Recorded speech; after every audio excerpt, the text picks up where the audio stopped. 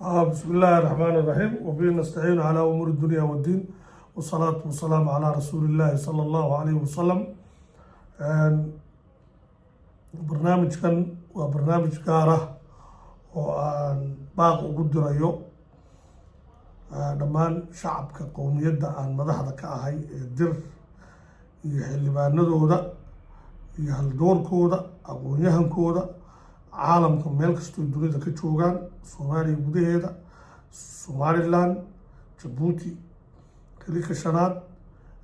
oromiya etoobiya guud ahaan geeska africa meel kastay ka joogaan baaqa aan dirayo waxa weeye sidaa ka wada warqabtaan soomaaliya marxaladeedii waa isbedeshay. intii ummadda soomaaliyeed ay dowladnimada haysatay waa dul qaadanaynay dir dulqaadkii wuu dhammaaday. beel jifa iminka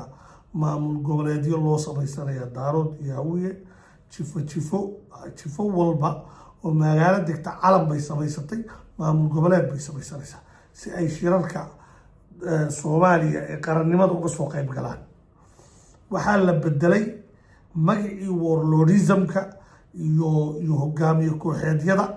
waxaa lagu bedelay oo magacii qabiilkaa laga tegay, laakiin waxaa lagu bedelay magac asturan. qabiilkii baa afka laga dhowrayaa,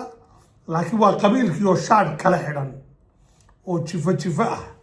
qolo walba halkaa gacantay ku sidataa calan reereed bay wataan, waa reer kasta oo labadaa reerooda. waxaan rabaa markaa oo aan la hadlaya mas-uuliyiinta ay ugu horeeyaan labada aqal ee baarlamaanka soomaaliya oo cabdi xaashi iyo ugu horeeyo qadaadweyne saalax iyo wasiirada uu ku jiro maareey, xildhibaanada ay hogaaminayaan gobson ama somaliland ha ka soo jeedeen ama guud ahaan dir oo dhan ha ka soo jeedeen. dhammaan xildhibaanada soomaaliyeed ragga aan sida khaaskaa isugu xidhannahay waa gooni, iyaga gooni baan taleefonka ugu hadlay, laakiin waxa aan la hadlay hadda waxa weeye dadka aanan isku xidhnayn ee xildhibaanada mahad cabdalla cawad ka soo bilow gobson ilaa laga gaadho xildhibaanka jubbaland ka soo jeeda wuu garanayaa ee mandaluug. dhammaan shacabka soomaaliyeed meel kasta oo ay joogaan qowmiyadda direed meel kastay joogaan, ama ha noqdeen ragga mas-uuliyiinta ee maaragtay dowladda federaalka etoobiya wasiirada muhiimkaa ka ah, ama ha noqdeen somaliland ragga madaxda ka ah iyo jabuuti, ama ha noqdeen soomaaliya ragga xilalka sarsare haya, ama puntland ha joogeen ama jubba ha ku jireen ama koonfur galbeed ha ku jireen. khaasatan raggii halganka aan soo wada gallay oo aan iska warqabno, waxaan idin leeyahay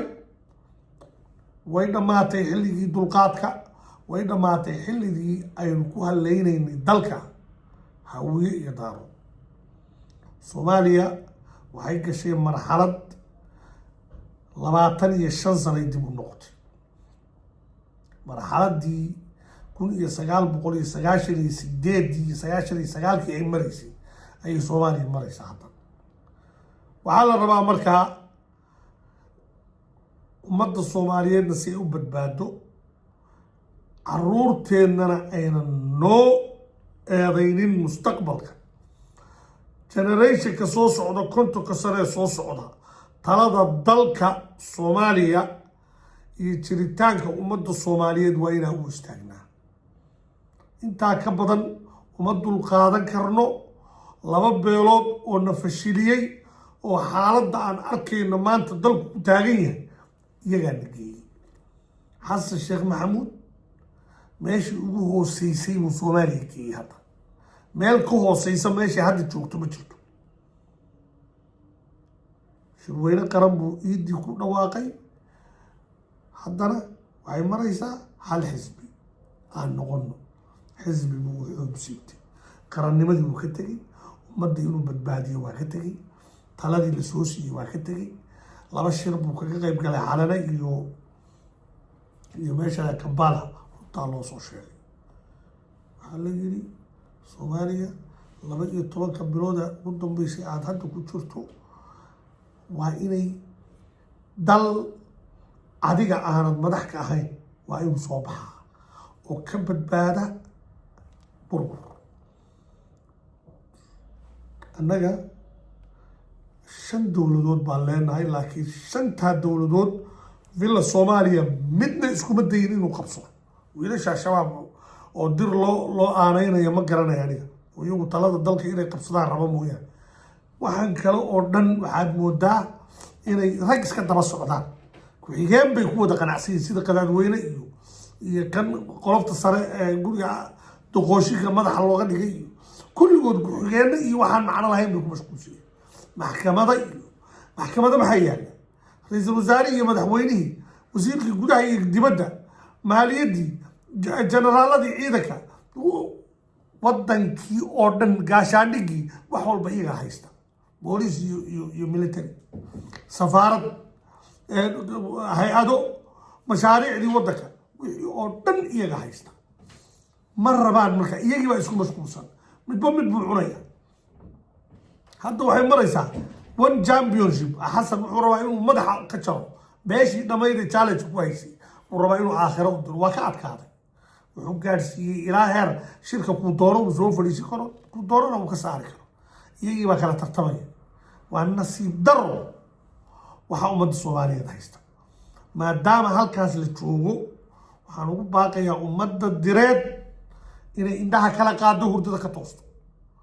waa inay ummadda direed waa inay dhegaysataa ummadda qowmiyadda direed waa inay hurdada ka toostaa anigu la hadli maayo dad kale waxaan la hadlayaa Isaaq waxaan la hadlayaa Surre waxaan la hadlayaa Biyamaal waxaan la hadlayaa madaxweyne diroo dhan waxaan la hadlayaa Samaroon waxaan la hadlayaa Ciise kulligiin hurdada ka toosa waa hurdaan hurdada ka toosa dalkan cid aan annaga ahayn oo maanta nimankaas ishaysta dhexdhexaadin kara oo dhex fadhiisan kara oo labadoodaba meesha ka saari kara cid aan dirahayn oo arrinta awood u leh ma jirto ilaahay amarkiisa arrinkaas waa in loo howlgalaa waa in layla qabtaa waxaan wado wasalaamu calaykum waraxmatullaahi wabarakaatu